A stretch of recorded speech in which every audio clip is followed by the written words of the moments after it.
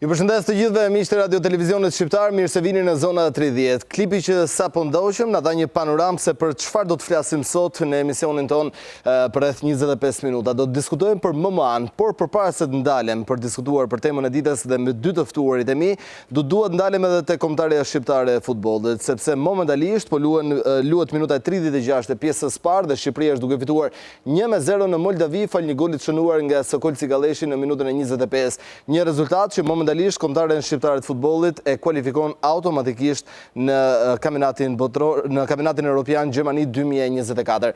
Rikthehemi tek tema e ditës së sotme. Kam kënaqësinë të prezantoj Carrot Brown, presidenti i Federatës Botërore të MMA-s. Përshëndetje dhe mirë se erdhët. Welcome Carrot Brown. Thank you very much and thank you for inviting me. Dhe Arjan Rizaj, Federata Shqiptare e MMA-s, presidenti i saj. Përshëndetje dhe mirë se erdhët. Faleminderit, përshëndetje. Arjan, dua ta nis me ty sepse në datën 20 organizohet një event mjaft i rëndësishëm, kampionati botëror i amatorëve në MMA. Sa i rëndësishëm dhe çfarë do të thëni ka ky kampionat? Ky aktivitet ka një domethënë të shumë të rëndësishme. Në radhë të parë e promovon vendin ton. Po marrim, nuk e shkej që në Shqipëri të vinë rreth 1000 persona dhe për 7-8 ditë, 10 ditë këto të investojnë në vendin ton. Rrjedhimisht, kjo është shumë mirë për ekonominë së pari. Së dyti është për turizmi që po marrim domethënë një zhvillim shumë mirë në këtë sektor. Dhe më e rëndësishme është në lidhje sportive, në artet marciale të përzira që ne po marrim një sport që do të shpjegoj presidenti pak më vonë, të nisur që nga themeli me rregulla shumë strikte të forta sigurie që ne mbështesim perspektivën e atletëve tanë në të ardhmen. Është një sport që në Shqipëri e ke arritur ta themelosh ti vetë federatën dhe po me modesti me iniciativën tënde. Po patjetër ka qenë të gjithë kanë kontribuar dhe juve dhe ju janë të gjithëve mirënjohës. Absolutisht nëse nuk do ishte ndihma e të gjithëve nuk do të kisha bërë dot as unë një gjë i vetëm, por unë jam përpjekur atë vizionin që jam munduar të kem në këtë lidhje këtë sporti përvojën sigurisht që kam patur pak më shumë se mendoj nga zhvillimi që kam patur dhe jashtë.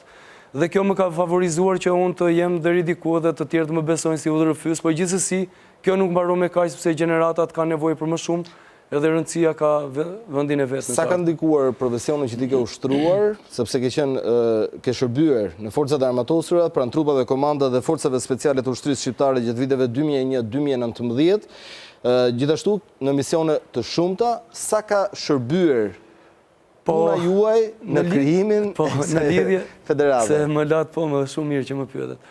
Në fakt është një eksperiencë shumë e bukur, them drejtën, edhe ne shqiptarët si komb jemi komb jashtëzakonshëm. S'po e them këtë për ndonjë gjë, po sepse ne kemi ditur të reflektojmë edhe në botën e misioneve ndërkombëtare, përfaqësimit ushtarak, policesk, pra kemi ditur mbi të gjitha që të jemi profesionistë, që të tregojmë një integritet lartë.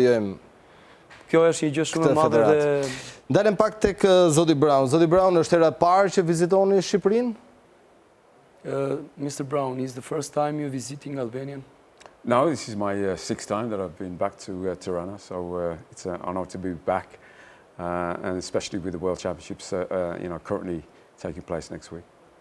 Është kënaqësi, është hera e 6 që vi dhe specifikisht vi për kampionatin botëror, është një gjë jam shumë krenar që vi. Zoti Brown, si e sheh zhvillimin e këtij sporti në botë dhe në Shqipërinë veçanti? Mr. Brown, how you see this sport is grow up in Albania and especially in Albania and in the world? Well, I mean, due to the president and his development within Albania, Ariane has done a fantastic job as being part of the national federation to develop the sport of mixed martial arts. Po bëjmë një punë të mirë, dhe pas duhet flas për vete dhe federata këtu ka bërë një punë shumë të mirë dhe kjo është dhe një nga arsyet pse ne jemi bashkuar të gjithë këtu. What's important is that the development of the sport is fairly new. If you're looking at, the sport was born upside down, it's like a pyramid on its tip. The job of the international federation is the IMAF is to educate everybody from the ground up in terms of the development of amateur MMA. Po e bëjmë këtë sport të zhvilluar që nga themeli, thot, dhe ne po ikim me rregulla shumë të sigurta, me idenë që në gjithë botën ky të jetë sport amator i pëlqyer dhe ta bëj zhvillimin e atletit. So for the sport, the fact that the professionals started first, which is quite unusual for a development of any sport. And our job is to really build from the ground upwards to ensure that everybody understands the education around mixed martial arts as opposed to the perception from the professional side of the sport. Pra për ta nisur nga fundi dhe për t'i ngritur në nivele të larta. A janë luftarak shqiptarët? How do you see, how you can see Albanian athletes have the spirit of fighters? Yeah, I mean, in terms of coming from Albania, all the fighters, especially they're on home ground, so they've got, home support, which is always an advantage when you have a World Championships or any event. But for us, the athletes have been training hard to perform at their best for these World Championships. Po sportistët shqiptar thotë kanë treguar dhe në kampionatin botror të gjithë janë të uritur të kenë sukses, po gjithsesi se edhe sportistët shqiptar nuk janë mbrapa punojnë shumë në këtë pjesë. Arjan, a kemi ne atletë cilët pretendojnë të fitojnë? Po në fakt ne kemi në kategorinë ndryshme, sepse patjetër, ne shiko, neve kemi një pjesëmarrje të sportistëve, kemi sa pjesëmarrës ka aktualisht? Rreth 12 sportistë shqiptar. Ndërsa në total, nga gjithë bota? Në total 520-30, se po shikojmë vetëm numrin, për që mund të kenë jo të dëmtuar, ishin më shumë 600 veta, apo jo vizat, probleme disa shtete dhe... Pra janë 12 shqiptarë që marrin pjesë në këtë kampionat? 12, po në kategoritë të ndryshme dhe pretendojmë kemi sportistë jashtëzakonshëm. Unë dua t'i falenderoj ata për ftesën që kanë pranuar, për eksperiencën që kanë për të përfaqësuar Shqipërinë. Kemi Nini Kançin që është nga ekipi Durrësit, përfaqësuesi i ekipit kombëtar të Shqipërisë, që është kampion Shqipërisë. Një prej tyre do ta kemi edhe një lidhje Skype nga Italia. Cili prej tyre pretendon që të arrijë dhe të fitojë në kategorinë e tij? Kjo është një garë shumë e vështirë në fakt, sepse ky format të ndërton sistem, të ndërton nga themeli, domethënë edhe nuk e ke të lehtë të kalosh fazat një nga një. Për arsye se në të gjithë kërkojnë që të dalin nga eliminatorët. Do t'i shpjegojmë pak më vonë rregullat, sepse ndoshta edhe shumë shqiptar nuk i dinë se si janë rregullat e MMA-s apo dhe çfarë ndryshimi ka MMA-ja me UFC-n. Por do të shkojmë të lidhemi në një lidhje Skype me Markeliano Bakiesin, një garues në kampionatin botror të MMA-s që do të zhvillohet për amator, duke nisur nga dita e hënë datën 20. Markeliano, të përshëndes. Mirë se vjen në Zona 30. Markeliano, ti ndodhesh aktualisht në Itali dhe do të udhëtosh, mos gaboj, të dielën drejt Shqipërisë për të marrë pjesë më pas në kampionatin botror. Po, ri në Itali, ri në Firenze. Është era e parë që merr pjesë? 2 vjeç që ri në Itali. Është era e parë që merr pjesë në kampionatin botror të MMA-s? Po, në kampionatin botror është era e parë. Unë kam bërë pjesë në kampionatet italiane këtu në Itali. Kur e ke nisur sportin e MMA-s dhe pse kjo dëshirë për këtë lloj sporti? Unë e kam nisë para 2 vite e ca muaj. E nisa kur pash një ndeshje, një kushuri që bëri ndeshje para e MMA, profesionistë, kur pash gjithë ambienti dhe gjithë sporti, thashë dua ta bëj edhe unë si sport. Si kanë qenë rezultatet e tua gjatë evenimenteve të zhvilluara në Itali? Kam patë me shumë fitore, kam patë edhe ca humbje, po është avash, po kërkojmë të ikim sa me lartë. Sa i vështirë është ky sport, Markeliano? Na shpjego pak. Është sport që duhet shumë paciencë, duhet shumë stërvitje. Ne si atletë stërvitemi çdo ditë. Plus është edhe momenti para garë, të bësh programi dietes, mund të kesh dëmtime, si sport shumë e vështirë, duhet të jesh shumë i përgatitur. Kush ka qenë momenti kulminant i karrierës tënde dhe momenti më i vështirë gjatë një ndeshje që ti ke përjetuar? Ndesha momenti më i bukur është kur pata, se në fillim fillova te kampionatet italiane, fillova në klasë B që është me kokore. Dhe sa kalova te klasën, bëra ndeshjen e parë te ka faza dhe pa kokore, semi pro. Dhe aty debutimi që fitova para gjithë publikun dhe babit tim dhe shokët e mi dhe ishte momenti më i bukur. Markeliano, ti garon në kategorinë 70 kg, cili është synimi yt në këtë kampionat botror? Do të arrish ta fitosh kategorinë tënde? Unë shpresoj të arri sa më lart në këtë kampionat dhe të ngrej sa më shumë ekipin shqiptar deri te medalja. Mirë, të falenderoj shumë që ishe në studion e Zona 30 dhe të urojmë shumë suksese gjatë kampionatit. Shumë faleminderit juve.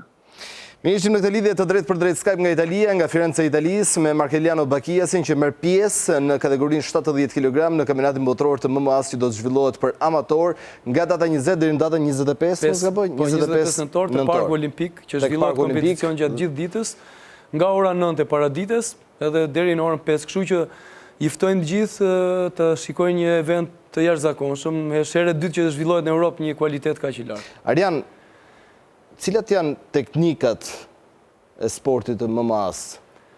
MMA vjen nga sportet luftarake. Ne nuk mund të krahasohemi me sportet e tjera si karateja, boksi, judo apo të tjera, po është kombinimi i këtyre sporteve në një. Gjithë bota po njeh këtë si sport, po respektohet si sport edhe ka një po themi një alternim të bukur për shkak se dhe sportisti nuk e gjen veten në një teknik, bën disa teknika. Edhe shumë e thjesht nëse ti përgatitesh me vështirësitë që mund të ketë si ka të, po themi, shpirtin e luftimit, por ti ke dhe mënyrën e triblimit, po themi. Sepse ti mund të kesh dy mund të jesh një atlet që luan në luftimin me duar, me grushtime, me këmbë, ground, pastaj kush është më rëndësishme, dua t'ju shpjegoj të gjithë prindërve që edhe gjithë ata që nuk e kuptojnë publikun, duke patur parasysh edhe rastin që neve nuk po e kuptojmë akoma. Ky sport nga 6 deri në 18 vjeç nuk ka goditje në fytyrë, janë të ndaluara shumë rregulla, kapje që janë, po themi, deri fatale për të ardhmen e një personi që është në zhvillim, dhe kur shkon 18 si është Markeliano dhe të tjerë, Nini, Hysen Kërmeshna dhe ekipi tjetër që ndodhesh në një fazë tjetër. Te kjo fazë është shumë mirë, sepse sportisti kur ngrihet shumë lart, ai mund të shkojë në organizatë si Bellator, UFC, Brave. Nga ndryshon MMA-ja me UFC-n? Siç ka shpjeguar dhe presidenti më parë, UFC-ja është një gjë që është profesionale dhe ndërtohet nga lart, kurse MMA ose MMA-ja amatore fillon nga poshtë dhe kuptimi kur ti fillon ngrihesh gradualisht, kur shkon atje je shumë i sigurt. Kurse kur ti fillon nga lart, po urrëzove, mund të rrëzohesh shumë keq. Zoti Brown, ka patur kampion të cilët kanë ardhur nga MMA-ja dhe janë bërë kampion edhe në UFC? Mr. Brown, do you have explained the example, who is coming example from IMAF?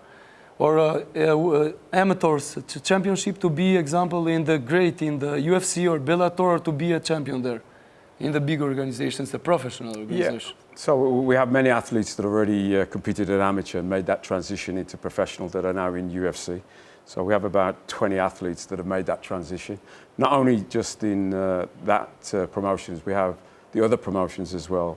So we have quite a big roster of athletes that have made that transition from amateur to professional. Po, ne kemi shumë sportistët, kemi treguar mbi 20-30 që janë në këto, jo vetëm në organizatë në UFC-s, po në gjithë organizatat e tjera, që janë profesionale dhe kanë arritur shumë lart. A ka dëme në shëndet? Is a healthy problem in these sports? No, I mean, I come from judo. So I come from judo, so the system for amateur MMA is very safe. It's well educated, we have one of the highest medical support around the development of the sport. Not only that, under 18, no headshots. So we're one of the only combat sports that, look after the athletes, making that transition as young as 12 all the way through to plus 18. Thot që neve përveç të gjithë kujdesit shëndetësor që tregojmë, sepse ne kemi stafi mjekësor aty, dhe rregulli që po shpjegojmë është që nëse një sportist ka një dëm, stafi mjekësor merret, mbaron aty, nuk është që vazhdon me 3 knockdown ngrihesh edhe dëmtim pas dëmtimi. Dhe kjo është dhe arsyeja që jo vetëm një mënyrë është kujdesi në këtë sport, po janë disa mënyra me të gjithë stafin, për këtë arsye është dhe një sport masiv. As I said before, the problem is that the sport started at the top with the professional and everybody forgets about the bottom. And we as the International Federation, it's our responsibility to educate everybody, from referees, judges to athletes, coaches, and to make sure that everybody's well educated in the sport of mixed martial art. Problemi është perceptimi që kemi thënë shumë herë më përpara, që e mendojnë se në ndeshjet profesionale që dëmtojnë, shikojnë dhe mendojnë se kjo është i gjithë sporti, po nuk është kjo, thot, sepse neve kemi marrë gjitha kushtet edhe rregullat e sigurisë për ta zhvilluar këtë sport me kushte dhe organizime sa më konfidente me idenë që secili të jetë i mbrojtur. And what I would say, it's the same, sort of parallel as boxing. You have amateur boxing. As soon as our athletes go to the Olympic Games, they win a medal, they get mopped up by the managers to go professional. And now we have the same with MMA. You have the professional organizations, and then we have us as the amateur developing body for the athletes to make that transition. Është e njëjta gjë, thot, sepse edhe në boks, kur merr një medalje, thot, vend gjithë menaxherët mbrapa në boks, po doli kampion olimpik, ku ti gjeni kontratë profesioniste dhe kështu po e bëjmë dhe ne. Po bëjmë këtë gjë dhe pastaj mbrapa ai të shkojë dhe të ketë menaxherin e vet, fitojë dhe para, domethënë kuptimi. And just one point, if we were to be asked to come into the Olympics today, we are ready with all the rule sets and all the safety that goes around the sport of mixed martial arts. Ne jemi shumë të rregullt në lidhje me sikur sot Komiteti Olimpik ta pranoi si sport dhe kemi rregullat më të qarta, më fikse dhe më të mbrojtura. Zoti Brown, edhe një pyetje të fundit, cili është apeli juaj për të rinjt dhe ndoshta edhe për prindërit që ngurojnë për t'i futur fëmijët në këtë sport, që ndoshta ju duket i frikshëm për fëmijët e tyre, dhe kush më tepër se ju mund ta japi një apel për gjithë. And the last of all, he want to know what is your speech for Message. the spectators.